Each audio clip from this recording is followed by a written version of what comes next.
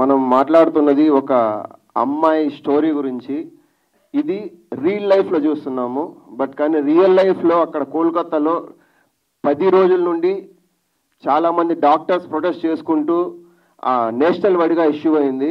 So stage మీద ఉన్న పెద్దలందరూ ఇన్సిడెంట్ బట్ కానీ వీ హ్యాస్ టు టెల్, ఓపెన్గా చెప్పాలన్నమాట. ఇలాంటివి జరుగుతూనే ఉంటాయని చెప్పి వాడు అంత ధైర్యంగా చెప్తున్నారు. సో దీన్ని మనం ఎలా అరికట్టాలనేదే మనం మెయిన్ చూపించాలన్నమాట. అలాంటి ఒక కాన్సెప్ట్ని డైరెక్టర్ తీసుకొని దీన్ని అమ్మాయిలు ఇలా ఎఫెక్ట్ అవుతున్నారు కదా, ఎఫెక్ట్ కాకూడదు, ఒక అమ్మాయి తిరగబడాలి అన్న ఒక కాన్సెప్ట్ని కావేరిలో చూపించారనమాట. This is the real story of Kaveri. అంటే ఏదో మామూలుగా ఎంటర్టైన్మెంట్ కోసమో దేనికోసమో చేయడం కాదు సినిమా అండి. At least as a kind of message ఇవ్వాలన్నమాట. ఇప్పుడున్న అమ్మాయిలందరూ ఎలా మీన్స్ అంటే వాళ్ళని వాళ్ళు సేఫ్ గార్డ్ చేసుకోవాలి, డిపెండెంట్ కాకుండా ఇండిపెండెంట్గా ఉండాలని చెప్పి ఆయన స్టోరీ డిసైడ్ చేశారు. అండ్ ఈవెన్ నేను గ్లిమ్స్ కూడా చూశాను మేడం. ఓవరాల్గా ఈ సినిమాకి హీరో కంటే ఇంపార్టెంట్ హీరోయిన్ చాలా మెయిన్గా బాగా చేశారండి.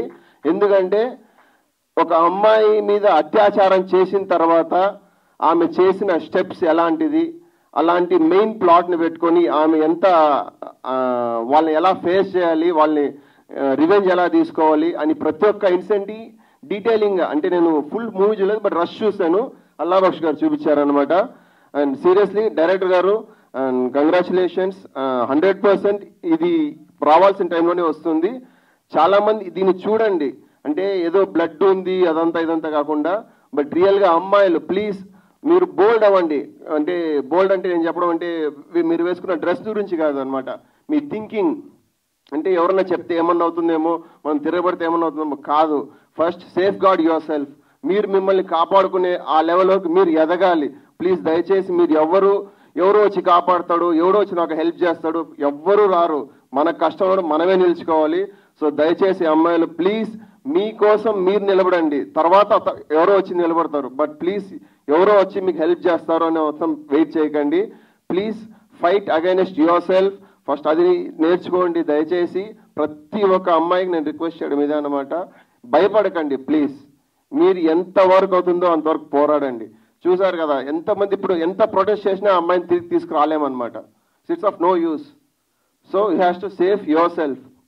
ఓకే, ఇప్పుడు మూవీ విషయానికి వస్తే అల్లా బక్ష్ గారు సీరియస్లీ తను ప్యాషనేట్గా, అంటే ఏదో ఒక కమర్షియల్ సినిమా తీయాలని కాకుండా సార్ ఫస్ట్ చూసింది the plot of the movie. The plot of the movie చూసిన తర్వాతే దాంట్లో క్యాస్ట్ ఎవరున్నారు ఏది అంతా చెక్ చేయలేదన్నమాట.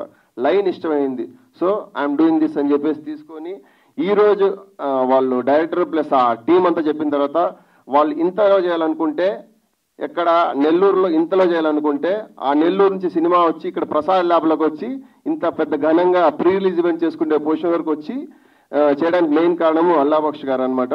So congratulations to the whole team. And ప్రతి ఒక్కరు ఈ సినిమాకి కష్టపడి పనిచేసి, ఎందుకంటే ఒక సినిమా చేయాలంటే అంత ఆషామాషి విషయం కాదనమాట. సో మీకు అల్లా బక్ష్ గారు ఈ సపోర్ట్ ఇచ్చి ఈ సినిమాని ఇక్కడ తీసుకొచ్చారు కాబట్టి, సో హోల్ టీమ్ మీరు 100% మనసు పెట్టి చేశారు కాబట్టి ఈ సినిమాకి 100% అలాగే రిజల్ట్ వస్తుందని చెప్పి ఆ దేవుడిని కోరుకుంటున్నాను. All the best to the whole team.